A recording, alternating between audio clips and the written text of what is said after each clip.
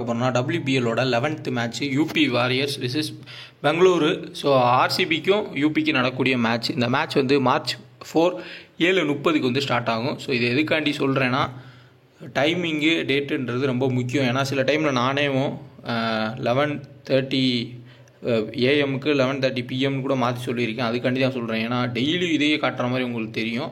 So அதனால் கிளியராக வந்து சொல்லிடுறேன். சின்னசாமி ஸ்டேடியமில் தான் நடக்குது மேட்ச்சு.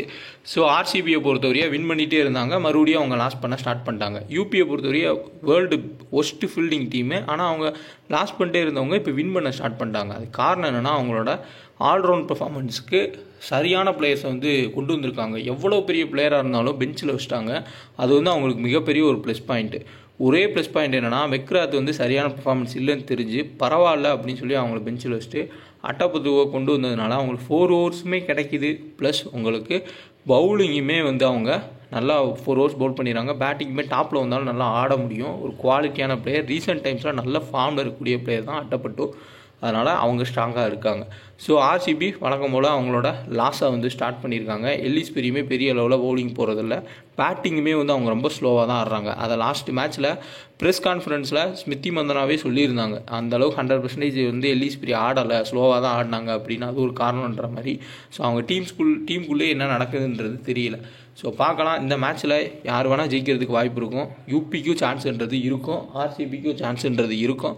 ஸோ பார்ப்போம். ஈக்குவலானது தான். ஏன்னா முன்னாடியே 70% 30% சொல்லுவேன். பட் இந்த மேட்ச்சில் நம்ம அப்படி சொல்ல முடியாது. ஹெட் பார்த்தோம்னா ஆர்சிபி 2 முறையும் யூபி 1 முறை ஜெயிச்சிருக்காங்க. 3 டைம் வந்து ஆடிருக்காங்க. இதில் இந்த சீசன்லேயே ஒரு டைம் வந்து ஆர்சிபி யூபி ஆடினாங்க. அது ரொம்ப க்ளோஸ் மேட்சாக போய் முடிஞ்சிருந்துச்சு. ஸோ ஃபேப்லோன் ஆப்பு இன்ஸ்டால் பண்ணவங்க கண்டிப்பாக இன்ஸ்டால் பண்ணிக்கோங்க. உங்களுக்கு ஜிஎஸ்டியும் கிடையாது, கமிஷனும் ரொம்ப ரொம்ப கம்மி. ஐபிஎல் டைமில் ரொம்ப யூஸ்ஃபுல்லாக இருக்கும். ஏன்னா கமிஷன் அவங்க கூட்டவே கிடையாது. அதே மாதிரி ஜிஎஸ்டி ₹1 கூட அவங்க எடுக்கிறதும் கிடையாது. ஸோ ட்ரை பண்ணி பாருங்கள். 2K டக்குன்னு ரெஃபர் கூட பயன்படுத்திக்கோங்க. வின்னிங்ஸுமே ஈஸியாக கிடைக்கும். ஹெவியான நிறையா பேர் ப்ளே பண்ணக்கூடிய ஒரு ஆப்பு. ஐபிஎல் டைமில் நிறையா பிக் அமௌண்ட்ஸ் கிராண்ட் லீக்ஸ்லேயே கொடுப்பாங்க. ஸோ கண்டிப்பாக இன்ஸ்டால் பண்ணிக்கோங்க. ஸோ வாங்க வீடியோக்குள்ளே போகலாம். ஸோ நம்ம டெலகிராமில் ஜாயின் பண்ணணும்னு நினைக்கிறவங்க ஒரிஜினல்ஸ் எல்லாம் செக் பண்ணி ஜாயின் பண்ணுங்கள். இது ஒவ்வொரு டைமும் நான் அதை அப்படியே ரெக்கார்ட் பண்ணி உங்களுக்கு இதே வீடியோவாக எல்லா வீடியோலையுமே நான் வந்து ஜாயின் பண்ணலாம். ஒவ்வொரு வீடியோக்குமே நான் பேசி தான் சொல்கிறேன். அப்போ தான் தெளிவாக இருக்குன்னு நல்லா புரிஞ்சுக்கோங்க. நம்ம ஒன்லி ஃப்ரீ டீம்ஸ் மட்டுமே கொடுக்குறோம். நம்ம நேமை யூஸ் பண்ணி நிறையா ஃபேக் சேனல்ஸ் இருக்குது. நிறையா அமௌண்ட்டு கேட்டு ஏமாத்துறதுக்கு வாய்ப்பு இருக்குது. நான் ஜஸ்ட்டு ப்ளே பண்ணுற டீமை உங்களுக்கு கொடுக்குறேன். அதை நீங்கள் ப்ளே பண்ணால் ப்ளே பண்ணிக்கோங்க, இல்லை சேஞ்ச் பண்ணி ப்ளே பண்ணால் ப்ளே பண்ணிக்கோங்க. இவ்வளோதான் கான்செப்ட்டு. அதே மாதிரி நம்மக்கிட்ட யாருமே வந்து பேசவே முடியாது. கமெண்டில் பேசுகிறத தவிர்த்து மற்றபடி டெலகிராம்லாம் நம்ம யார்ட்டையுமே பேச முடியாது. அதையும் வந்து நோட் பண்ணிக்கோங்க. யாராவது நம்ம நேமை யூஸ் பண்ணால் பார்த்துக்கோங்க. நெக்ஸ்ட்டு ஓரளவுக்கு லாஜிக்கலாக தான் நம்ம டீமுன்றது கொடுக்குறோம். அது சில இது உமன்ஸ் மேட்ச்சில் கேட்ச் ட்ராப் ஆகும், நிறையாவது இருக்கும். ஒரு நாள் வின் ஆகலாம், ஒரு நாள் லாஸ் ஆகலாம். ஃபேண்டசின்றது சகஜம்தான். முடிஞ்ச அளவுக்கு கண்டினியூவாக ப்ளே பண்ணுங்கள். ஒரே மாதிரி ப்ளே பண்ணுங்கள். ஐபிஎல் வரப்போ இந்த WPL வச்சே சிலர் வந்து பழகிட்டுருக்கீங்க அப்படின்னா ஐபிஎலுக்கு பழகிக்குங்க. WPL கரெக்டாக வந்து நீங்கள் மூவ் பண்ணி போனாலே ஐபிஎல்லில் கரெக்டாக வந்து ப்ளே பண்ணிக்கலாம். ஏன்னா ஐபிஎல் ரொம்ப பர்ஃபெக்டாக இருக்கும். ஸோ ரொம்ப பெரிய ஒரு லீக்கு. ஸோ அதனாலே சின்ன சின்ன லீக்கு நமக்கு எதுவுமே வந்து நம்ம வீடியோவும் போஸ்ட் பண்ணலை, டீமும் கொடுக்கல. இதை நான் பல டைம் சொல்லியிருக்கேன். WPL, IPL, ஒரு சில இன்டர்நேஷ்னல் மேட்சஸ்ஸு, அதுக்கப்புறமா நம்ம வேர்ல்டு கப். இதுதான் வந்து நம்மளோட கான்செப்ட். ஸோ டெலகிராமு ஒரிஜினல் சேனல்ன்றதை செக் பண்ணி ஜாயின் பண்ணுங்கள். வீடியோ கீழே டிஸ்கிரிப்ஷனில் லிங்க் இருக்கும். சர்ச் பண்ணி ஜாயின் பண்ணுறவங்களும் பார்த்துட்டு ஒரிஜினல் சேனல்ன்றதை பார்த்து ஜாயின் பண்ணிக்கோங்க. RCB women's versus UP Warriors women's. So weak லிங்க்குன்னு நம்ம வந்து பார்த்தோம்னா, ஒரு சில பிளேயர்ஸ் வந்து கண்டினியூவாக பர்ஃபார்மன்ஸ்ன்றது கொடுக்க முடியாமல் கஷ்டப்படுறாங்க. அதில் ரொம்ப முக்கியமானது சோபனாவும் சிம்ரன் தூள். ஸோ சிம்ரன் தூள் ஜஸ்ட்டு ஒரு பிளேயராக வந்து சும்மா ஃபீல்டிங்கில் மட்டும் நிறுத்தி வைக்கிறாங்க. ஏதாவது ஒரு ஓவர் அப்படி தான் கொடுக்குறாங்க. அதேமாதிரி ரேணுகா சிங். இந்த 3 பேருமே வந்து வீக் லிங்காக தான் இருக்காங்க. ஸ்ரீலங்கா பாட்டில் இப்போ ஏதோ ஒரு விக்கெட்டுன்றது எடுக்கிறாங்க. பேட்டிங்கில் ஒரு 4 பால் கிடச்சாலும் அவங்க ஒரு 5-6 ரன்ஸ் வந்து ஸ்கோர் பண்ணுறதுக்கு வாய்ப்பு இருக்கும். இந்த 3 பேருமே வந்து ரொம்ப ஒரு வீக் லிங்காகவும் ரொம்ப லோயஸ்ட் பிக்காக தான் கண்டிப்பாக இருப்பாங்க. அதே மாதிரி இங்கே அஞ்சலி சர்வானி, அதுக்கப்புறமா பூனம், இவங்களாம் வந்து ரொம்ப வீக் லிங்காக கண்டிப்பாக இருப்பாங்க.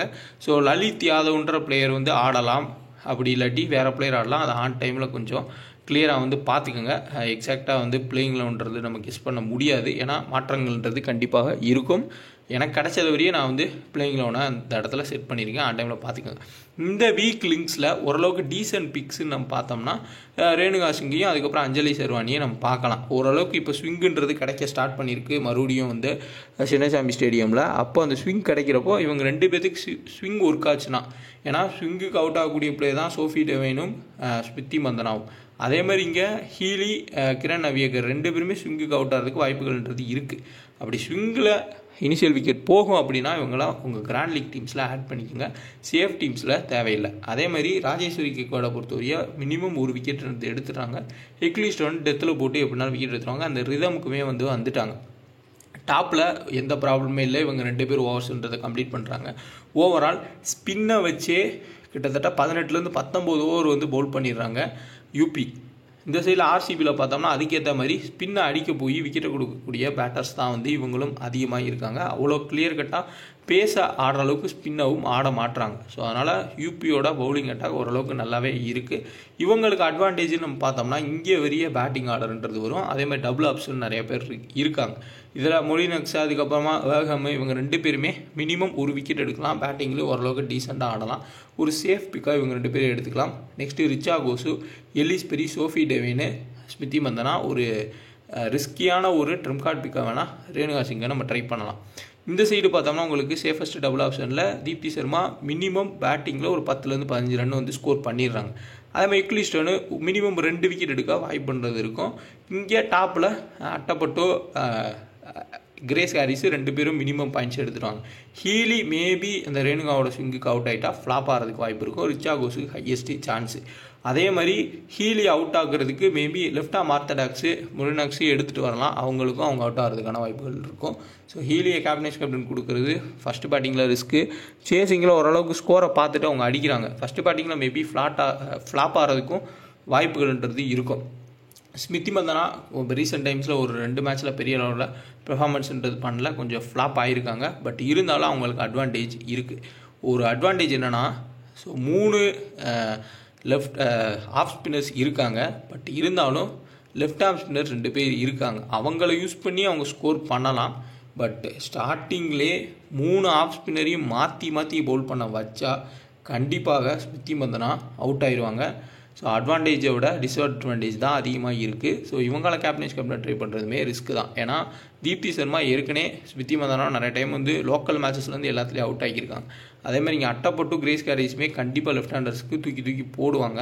ஸோ ஒரு மிகப்பெரிய ஒரு ரிஸ்க் தான் ஸ்மிருதி மந்தனாவை கேப்டனாக கொடுக்குறது. மேபி ஒரு ட்ரிம் கார்டு பிக்காக நம்ம இந்த இடத்துல மேக்னாவை பார்க்கலாம். அட்டாக்கிங் கிரிக்கெட் ஆடுவாங்க. ஆஃப் ஸ்பின்னர் மாட்டினாங்கன்னா ஓரளவுக்கு அடிக்கிறதுக்கு சான்ஸ் இருக்கும். சோஃபி டெவின்னு மினிமம் 1 விக்கெட்டு திடீர்னு அந்த சீசன் முடிய போகிற டயத்தில் பயங்கரமாக ஹிட் பண்ணுவாங்க. ஒரு சேஃபஸ்ட் பிக்கு. So overall best captain choice நம்ம பார்த்தோம்னா கண்டிப்பாக சோஃபி டெவின் ஒரு நல்ல ஆப்ஷனு. அடுத்ததாக வேகம். ஸோ பேட்டிங் வந்தால் ஒரு 20-30 ஆட முடியும். பவுலிங்லேயும் தூக்கி போட்டு விக்கெட் எடுக்கான சான்ஸ் இருக்குது. ப்ளஸ் இம்பார்ட்டன்ட் ஒரு பாயிண்ட்டு என்னன்னா, யூபி இப்போ அதிரடியாக ஆடினாலும் பெரிய ஒரு பெர்ஃபார்மன்ஸ் கொடுத்தாலுமே அவங்களுக்கும் கொஞ்சம் வீக் லிங்க் இருக்குது. லெஃப்ட் ஆம் ஆர்த்தடாக்ஸ் பவுலர்ஸ்க்கு அவுட் ஆகி நம்ம பார்த்துருக்கோம். மேபி ஃபஸ்ட்டு பேட் பண்ணாங்கன்னா முரினாக்ஸ் டெத்தில் போகிறதுக்கான சான்ஸ் இருக்கும். அப்போ ஒரு 3 விக்கெட் போகிறது கூட வாய்ப்புகள் இருக்கலாம். ஸோ முடிஞ்ச அளவுக்கு இவங்களை பிக் பண்ணிக்கோங்க. ஒரு ஹை ரிஸ்க்காக கிராண்ட் லீக்கில் நீங்கள் கேப்டனாக ட்ரை பண்ணலாம். சேம் இந்த சைடில் எக்லிஸ்டன் டெத்தில் பவுல் பண்ணால் 2லேருந்து 3 விக்கெட்ஸ்ன்றது எடுக்கலாம். அதுக்கு வாய்ப்புகள் இருக்குது. ஓவரால் பெஸ்ட்டு கேப்டன் சாய்ஸ்ன்னு பார்த்தோம்னா முரினாக்ஸு, வேகம், இந்த சைடில் சோஃபி டெவின். அதேமாதிரி இந்த சைடில் சேஃபஸ்ட் கேப்டன் பெஸ்ட்டு கேப்டனில் Athapaththu, Grace Harris, Ecclestone. So high ரிஸ்க்காக கிராண்ட் லீக்கில் ட்ரை பண்ணுறவங்க இவங்க 2 பேர்த்தையும் எடுத்துக்கோங்க.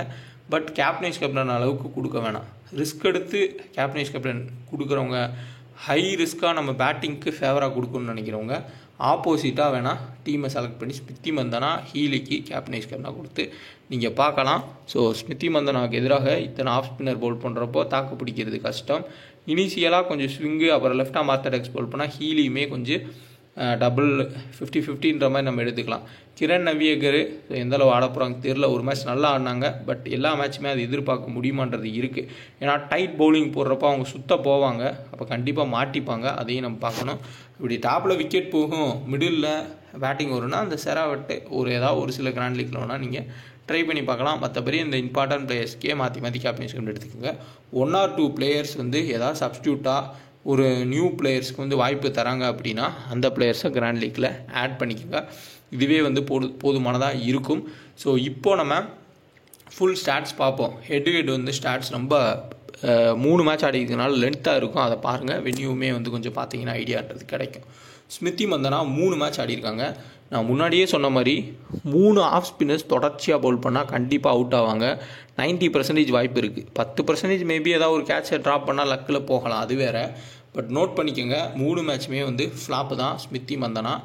சேஃப் டீம்ஸில் எடுத்துக்கோங்க, பட் கேப்டன்ஸ் கேப்டனாக கொடுக்க வேண்டாம். ஜிஎல்ல வேணால் ட்ரை பண்ணிக்கோங்க. அதேமாதிரி வென்யூலேயுமே இப்போ ரீசெண்ட் மேட்சஸ்ன்னு பார்த்தோம்னா ஆரம்பத்தில் வந்து ஓரளவுக்கு பெர்ஃபார்மன்ஸ் பண்ணாங்க, அப்புறம் மறுபடியுமே வந்து சொதப்பலாக வந்து பெர்ஃபார்மன்ஸ்ன்றதை பண்ணியிருக்காங்க. ஸோ அதையும் வந்து கொஞ்சம் நோட் பண்ணிக்கோங்க. ஒரு பெரிய இன்னிங்ஸ் வந்து ஆடினாங்க. ஸோ கன்ஃபியூஸ் ஆகிக்க வேணாம். அந்த 7-4ன்னு கொடுத்துருக்குது, கிட்டத்தட்ட அது 74-43. அதை தான் வந்து நான் இப்படி கொடுத்துருக்கனால தப்பாக தெரியுது. லாஸ்ட் மேட்ச் வந்து ஃப்ளாப்பு. சோஃபி டெவைனே ஹெட்டுகெட்டில் ஒரு மேட்ச்சில் 36, ஒரு மேட்ச்சில் 14+2 விக்கெட்டு, ஒரு மேட்ச் ஃப்ளாப்பு.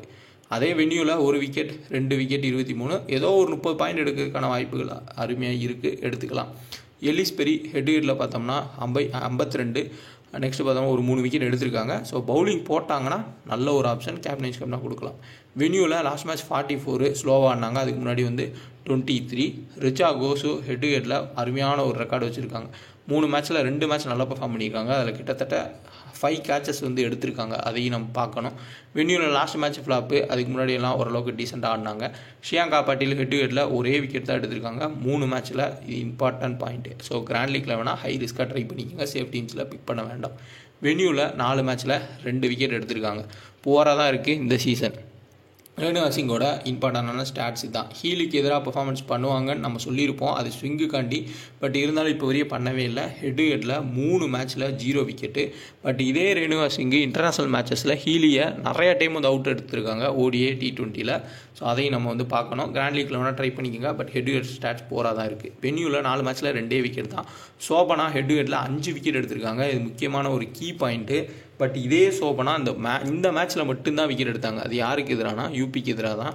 அதுக்கப்புறம் அந்த வென்யூவில் நடந்த எந்த மேட்ச்லையுமே இவங்க விக்கெட்டுன்றதே எடுக்கல, 0 விக்கெட்டு. மேபி இந்த ஸ்டாட்ஸ் படி நீங்கள் போகிறோன்னு நினச்சிங்கன்னா இவங்கள பிக் பண்ணிக்கோங்க. உங்களோட டீம்ஸில் கிராண்ட் லீக்கில் கேப்டன்ஸ் கேப்டனா கூட ட்ரை பண்ணுங்கள். அதே மாதிரி நடக்காது, வேணால் ட்ரை பண்ணுங்கள். மேக்னா ஸோ ஹெட்டுகெட் பார்த்தோம்னா 53 ரன் ஸ்கோர் பண்ணாங்க. வென்யூவில் இப்போ ரீசெண்ட் டைம்ஸில் நல்ல ஒரு ஃபார்மு. லாஸ்ட் மேட்ச் மட்டும்தான் ஃப்ளாப்பு, மற்ற எல்லா மேட்சுமே வந்து ஸ்கோர் பண்ணியிருக்காங்க. வேகமு ஹெட்டுகெட்டில் 1 விக்கெட்டு, வென்யூவில் மொத்தமாக 4 விக்கெட் ப்ளஸ் 40. அதேமாதிரி முலனக்ஸு ஹெட்டுகெட்டில் 1 விக்கெட். பட் ஆனால் வென்யூவில் ஒரு மேட்ச்சில் டெத்தில் போட்டு 3 விக்கெட் எடுத்தாங்க. ஸோ கிட்டத்தட்ட ஒரு 6 விக்கெட் எடுத்துருந்துருக்கலாம். ஸோ அதை நான் வந்து கொடுக்காம இருக்கேன்.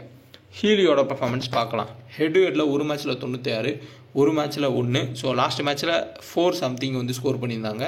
வென்யூவில் பார்த்தோம்னா 5 ஸ்கோர் பண்ணியிருந்தாங்க. இதுதான் வந்து அந்த ஸ்டார்ட்டு. அதுக்கப்புறம் பார்த்தோம்னா 13, 20, 33 பரவாயில்லாமல் ஆடிருக்காங்க. பட் அந்த ரேணுகா சிங்குக்கு ஸ்விங் கிடச்சா அவுட் ஆகிறதுக்கு வாய்ப்புகள் இருக்கலாம். இன்டர்நேஷ்னல் பேஸ் படி நம்ம பார்த்தோம்னா கிரண் நவியகர் ஹெட்டுகெட்டில் 22, வென்யூவில் பார்த்தோம்னா 50, 12. ஸோ டைட் பவுலிங் போடுறப்போ கிளிக் ஆகிறது ரொம்ப ரொம்ப கஷ்டம். அட்டப்பட்டு வென்யூவில் 17 பவுலிங் போட்டாங்க. பட் லக்கு இல்லை விக்கெட் எடுக்க. நல்ல ஒரு பிளேயர், டீசெண்டான ஒரு சேஃபஸ்ட் ஆப்ஷன். தீப்தி சர்மா ஹெட்டுகெட்டில் பார்த்தோம்னா 3 விக்கெட், 22+2 விக்கெட், அப்புறம் 1 விக்கெட்டு. வென்யூவில் 1 விக்கெட், 27+1 விக்கெட், அப்புறம் 17. ஸோ ஓவரால் பார்த்தோம்னா Deepti Sharma full and full வந்து நல்ல ஒரு பர்ஃபார்மன்ஸ் தான் கொடுத்துருக்காங்க. ஆர்சிபிக்கு எதிராக ஹை ரிஸ்க் எடுக்கிறவங்க கிராண்ட் லீக்கில் கேப்டன்ஸ் கேப்டனா ட்ரை பண்ணி பாருங்கள். எக்லிஸ்டன் ஹெட்டுகெட்டில் 4 விக்கெட்ஸ், 1 விக்கெட், 1 விக்கெட் எடுத்திருக்காங்க. ஓவரால் 6 விக்கெட் 3 மேட்ச்சில். வென்யூவில் 4 மேட்ச்சில் 3 விக்கெட்டு. இதில் போன மேட்ச்சில் மட்டும் 3 விக்கெட்டுன்றது எக்லிஸ்டன் எடுத்திருந்தாங்க. நெக்ஸ்ட்டு ராஜேஸ்வரி கிக்வாடு ஹெட்டுகெட்டில் 3 விக்கெட் எடுத்திருக்காங்க 3 மேட்ச்சில்.